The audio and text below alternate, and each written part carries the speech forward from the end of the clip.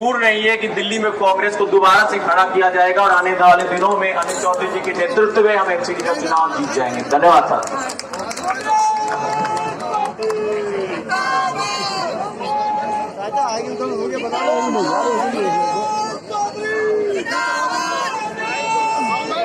Hello,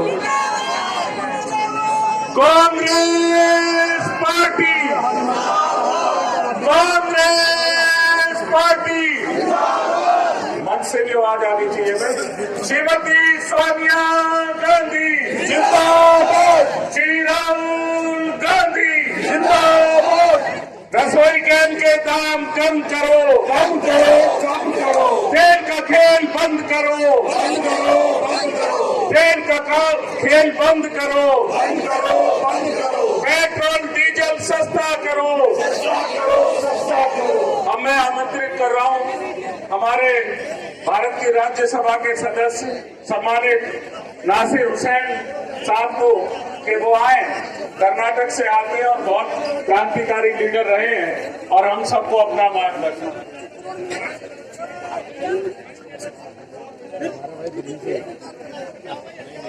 चलो कहीं से भी बोलो, हिंदुस्तानी है। कांग्रेस। नमस्कार। दिल्ली प्रदेश कांग्रेस कमेटी के अध्यक्ष श्री अनिल कुमार चौधरी जी, अखिल भारतीय महिला कांग्रेस अध्यक्षा नीता डिसोजा जी, कृष्णा तीरथ जी, किरण वालिया जी, नरेंद्र नाथ जी, अनिल चौधरी जी, कमलकांत जी, नरेश जी, कृष्णा तीरथ जी, हमारे चांदनी चौक के अध्यक्ष और सारे वरिष्ठ नेतागण और दोस्तों और बुजुर्गों, मैं ज्यादा आप लोगों का टाइम नहीं लूंगा क्योंकि काफी देर से आप लोग यहाँ पे इकट्ठा हुए हैं। इस जलती हुई धूप में आप लोग इकट्ठा होकर महंगाई के खिलाफ प्रदर्शन कर रहे हैं। आज हमारा पार्लियामेंट अध्ययन हुआ है। अध्ययन होने के टाइम पे भी हम लोगों ने महंगाई का मुद्दा राज्यसभा और लोकसभा के अंदर उठाया था और महंगाई के मुद्दे पे ही हम लोगों ने इस बार का सेशन को अध्ययन करवाया है। आज पूरे देश भर में कांग्रेस के कार्यकर्ता और कांग्रेस के नेता पूरे देश भर में महंगाई के खिलाफ में धरना प्रदर्शन कर रहे हैं। पिछले हफ्ते लोकसभा और राज्यसभा के सारे कांग्रेस के मेंबर्स, सारे कांग्रेस के एमपीज राहुल गांधी जी के नेतृत्व में विजय चौक में धरना प्रदर्शन किए थे। आप तमाम लोगों को पता है कि हम लोग महंगाई का मुद्दा लगातार पार्लियामेंट के अंदर उठा रहे हैं, लेकिन मोदी सरकार किसी भी हालत में महंगाई के मुद्दे पे चर्चा करने के लिए तैयार नहीं। हम लोग हर दिन नोटिस पे नोटिस देते आ रहे थे कि महंगाई लगातार बढ़ती जा रही है। 12 दिन में 10 दिन लगातार आपने पेट्रोल डीजल और गैस के दाम बढ़ाए हैं। आपने 5 राज्यों में जब चुनाव थे, हमारी देश की जनता को बेवकूफ बनाने के लिए, देश की जनता को ठगने के लिए, देश की जनता का वोट बटोरने के लिए आपने कुछ पैसे कम करके, कुछ दाम कम करके उनको बेवकूफ बनाने का काम करके, उनको मूर्ख बनाने का काम करके आपने उन लोगों से वोट बटोरने का काम किया। उसके बाद लगातार 10-12 दिन से आप लगातार पेट्रोल डीजल और गैस के दाम बढ़ाते जा रहे हैं। हम लोग कह रहे हैं कि महंगाई के ऊपर चर्चा होना चाहिए पार्लियामेंट के अंदर, गरीबी के ऊपर चर्चा होना चाहिए, बेरोजगारी के ऊपर चर्चा होना चाहिए, लेकिन नरेंद्र मोदी जी खुद तो आते नहीं, लेकिन जब भी अपने जबान से कोई बात करते हैं पार्लियामेंट के अंदर, महंगाई की माँ तक उनके मुंह से नहीं निकलती, लेकिन वो हर चीज पे बोलने के लिए तैयार हो जाते हैं। महंगाई के ऊपर, गरीबी के ऊपर, बेरोजगारी के ऊपर बोलने के लिए रेडी नहीं होते। आज हम लोग हिंदुस्तान को इस कगार पे ले गए हैं जो मोदी जी अपना और भारतीय जनता पार्टी हर जगह खड़े होकर कहती कि मोदी जी आज विश्व भर में एक नामदार नेता हुए हैं। मैं उनसे पूछना चाहता हूं, जो आपके अगल बगल के देश हैं, जो आपके अपने कमजोर देश हैं, हमारे से कमजोर देश पाकिस्तान, हमारे से कमजोर देश बांग्लादेश, हमारे से कमजोर देश श्रीलंका, नेपाल, बर्मा, इन तमाम देशों का पेट्रोल डीजल और गैस का दाम हिंदुस्तान के पेट्रोल डीजल और गैस के दाम से कम है। यह हमारे लिए एक एम्बरासमेंट का मामला है। हमारे सरकार के लिए, हमारी सरकार इससे हमारी सरकार को किसी भी तरह की शर्म ही नहीं है, क्योंकि छोटे छोटे देशों में पेट्रोल, डीजल और गैस के दाम कम है, लेकिन जो ये कहते हैं कि हमारी फास्टेस्ट ग्रोइंग इकोनॉमी है, 5 ट्रिलियन की इकोनॉमी है, आगे बढ़ती हुई इकोनॉमी है, लेकिन हमारे देश के अंदर लगातार दाम बढ़ते जा रहे हैं। हमारे युवा कांग्रेस के नेता यहाँ पे कह रहे थे कि अंतरराष्ट्रीय कच्चे तेल का दाम लगातार जब गिरते जा रहा है तो हिंदुस्तान में पेट्रोल, डीजल और गैस के दाम लगातार बढ़ते जा रहे हैं। हम कुछ भी बोले तो ये कहते हैं कि रशिया और यूक्रेन की वार चल रही है इसलिए हम दाम बढ़ा रहे हैं। हम उनको पूछना चाहते हैं कि यूक्रेन से कितना हम लोग तेल खरीदते हैं? हम जितना तेल बाहर से खरीदते हैं, जितना कच्चा तेल खरीदते हैं, उसमें मात्र 1% रशिया से आता है, बाकी का सारा तेल दूसरे कंट्री से आता है। हमारे जमाने में यूपीए 1 और यूपीए 2 के जमाने में कच्चे तेल का दाम $130-140 पर बैरल था, लेकिन हिंदुस्तान में हम लोगों ने हमारी आम जनता को, गरीब जनता को 65 रुपए और 70 रुपए में हम लोगों ने तेल देने का काम किया था। आज जब पूरे इनके 7-8 साल के कार्यकाल में जब एवरेज रेट $90-80 पर बैरल है, लेकिन इनके दाम लगातार बढ़ते जा रहे हैं। इससे एकदम साफ है कि गरीब लोगों को, मध्यम वर्ग लोगों को ये लूटना चाहते हैं। वो पैसा, लूटा हुआ पैसा या तो इनके जेब में जा रहा है या नहीं तो इनके पूंजीपति दोस्तों के जेब में जा रहा है। नरेंद्र मोदी जी इसके ऊपर बात करने के लिए रेडी नहीं, कोई भारत भाजपा का कोई मंत्री इसके ऊपर बात करने के लिए रेडी नहीं, स्पीकर हो, चेयरमैन हो, इसके ऊपर चर्चा कराने के लिए रेडी नहीं। हम कांग्रेस के जन जो हमेशा गरीबों की बात करते रहे, जो मध्यम वर्ग की बात करते रहे, जो पिछड़े वर्गों की बात करते रहे, आज दोबारा इस बात को हम संसद के अंदर और संसद के बाहर हम लोग उठाने का एक काम कर रहे हैं।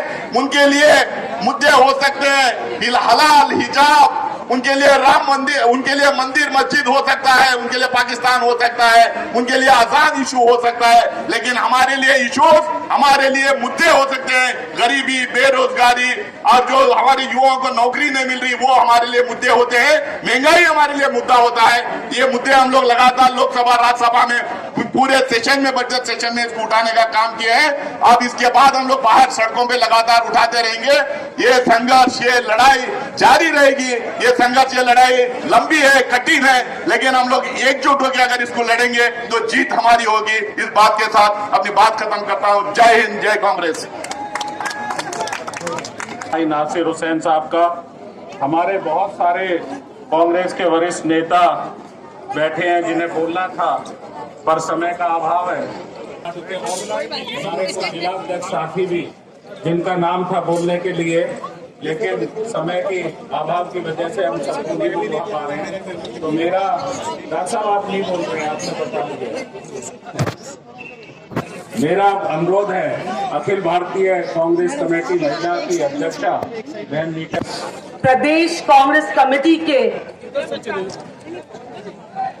अध्यक्ष अनिल चौधरी जी, मंच पे उपस्थित सारे वरिष्ठ नेतागण, फ्रंटल ऑर्गेनाइजर, यहाँ पे उपस्थित आप सभी भाई बहनों को, आज आप सभी बधाई के पात्र है कि इस धूप में, विपरीत परिस्थितियों में आप सब यहाँ पे इकट्ठे हुए हैं और यहाँ से मोदी और इसके सरकार को चेतावनी दे रहे हैं कि जागो, महंगाई को कम करो, वरना वो दिन दूर नहीं होगा।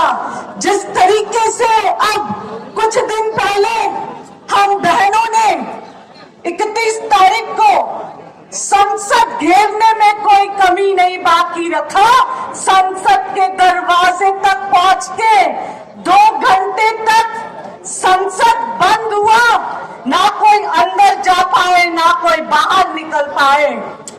पर मोदी ने मीडिया को ये दिखाने नहीं दिया, क्योंकि उनको पता है कि हमने अंदर अर्थी भी फेंका पार्लियामेंट में, क्योंकि बहुत जल्द अगर मोदी और उनके सरकार ने महंगाई कमी करने में देर कर दी तो उसी अर्थी पे उनकी सरकार को निकाल फेंक देने का काम देश की जनता करेगी।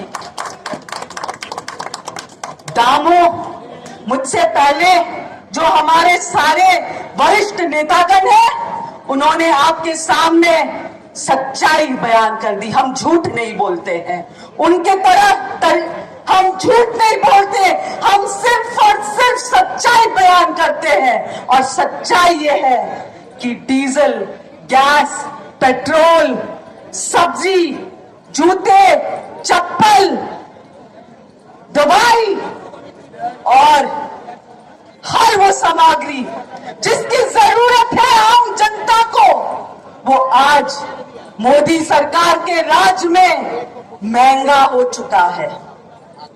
सच्चाई ये है कि मोदी और उनकी पूरी सरकार आम जनता की परवाह नहीं करते हैं और कांग्रेस के हर पदाधिकारी और कार्यकर्ता ने, मुझे विश्वास है कि अनिल चौधरी जी के नेतृत्व में, जिस तरीके से अनिल चौधरी जी ने यहाँ पे आप सबको इकट्ठा करके इस सरकार को जगाने का काम किया है, हर ब्लॉक में, हर जिले में दिल्ली कांग्रेस अनिल भाई के नेतृत्व में कांग्रेस सरकार की और कांग्रेस की नेतृत्व की जो बातें हैं वो आप सब जनता के बीच रखने का काम करेंगे।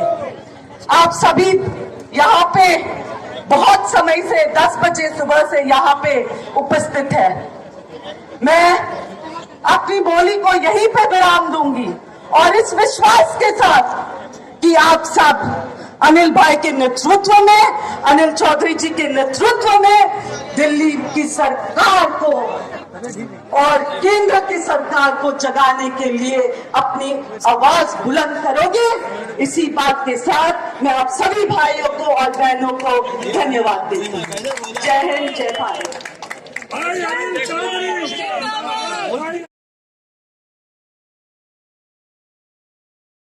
50 रुपए और पेट्रोल 70 रुपए बेचा। लेकिन आज अगर एवरेज निकाली जाए पिछले 3 साल की, तो कच्चे बैरल का रेट 60 रुपए है और यहाँ पे जेबों की लोगों की जेब काटी जा रही है।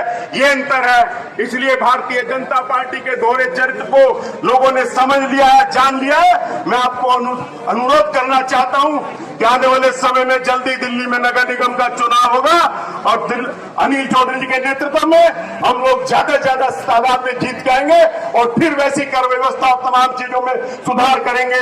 यही आपसे अनुरोध करना चाहता हूँ। बहुत बहुत धन्यवाद। जय हिंद, जय भारत। प्यासे के पास चल के समंदर भी आएगा, वक्त थक कर न बैठ ऐ मंजिल के मुसाफिर, मंजिल भी मिलेगी और मंजिल के मिलने का मजा भी आएगा, मंजिल के मिलने का मजा भी आएगा। बहुत बहुत धन्यवाद। जय हिंद, जय भारत। धन्यवाद।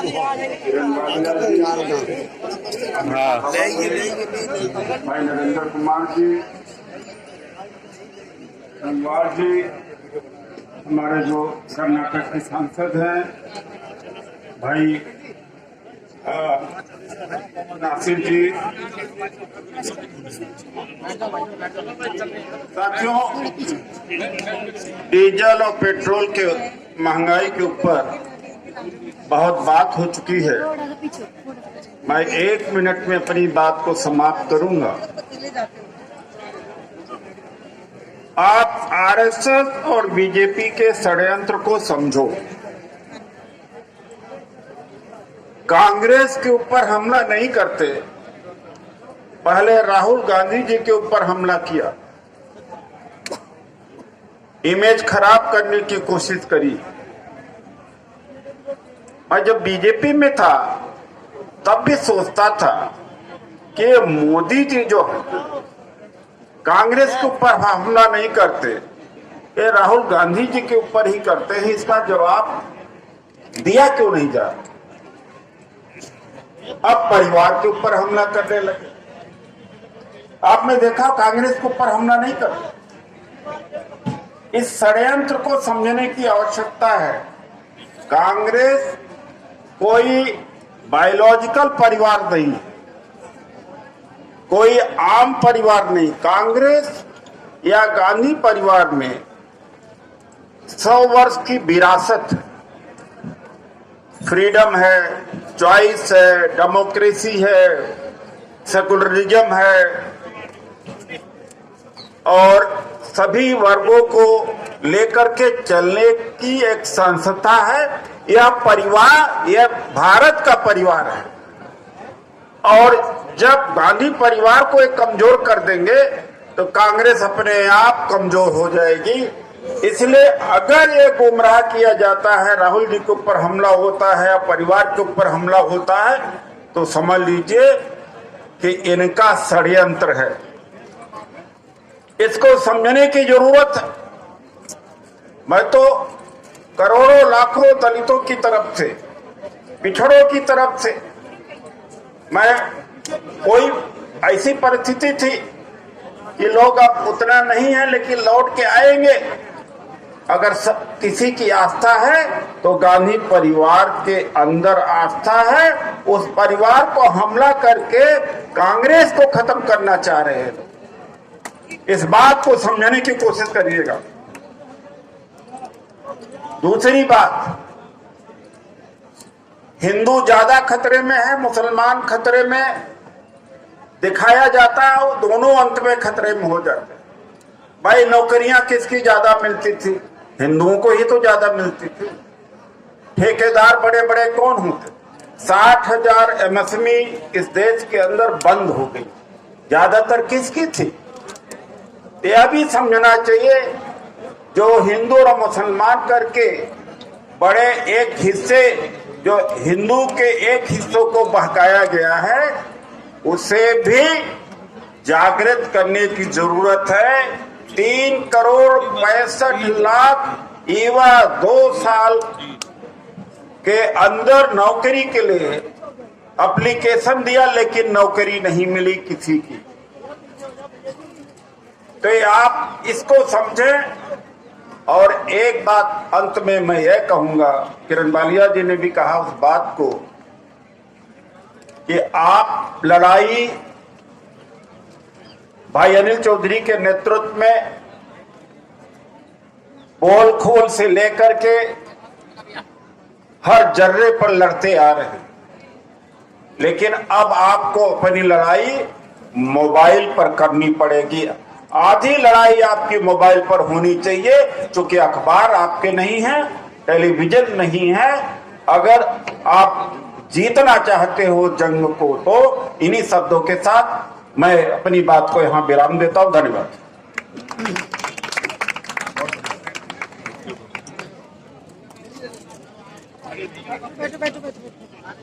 बहुत धन्यवाद और आभार। बहुत महत्वपूर्ण मार्गदर्शन आदरणीय डॉक्टर उदित राज जी ने हमें दिया, हम उनके आभारी हैं। हमारे बहुत सारे ऐसे साथी, आदरणीय मालाराम गंगवाल जी,